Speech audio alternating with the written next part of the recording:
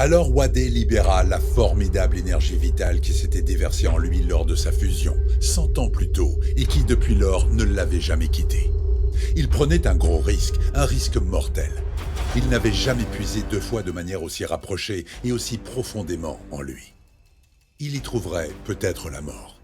Mais l'équilibre ne devait pas être rompu, et le Moloch devait être abattu. C'était lui le responsable de cette folie. Il en payerait le coût au prix de sa vie.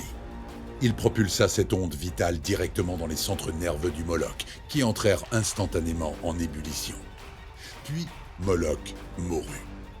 Son immense corps s'effondra sur lui-même et coula, ses tentacules encore agités de convulsions.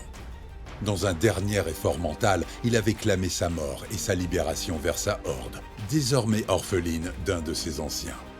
Ses amibes l'abandonnèrent, quittèrent sa dépouille qui se liquéfia presque aussitôt, mêlant ses restes aux eaux de la Seine.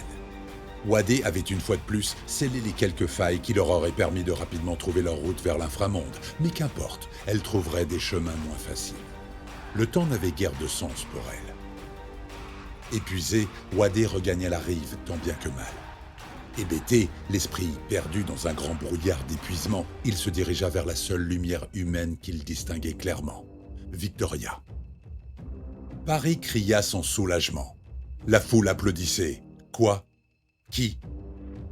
Elle applaudissait sa survie, son sauvetage et la surface désormais uniforme de la Seine.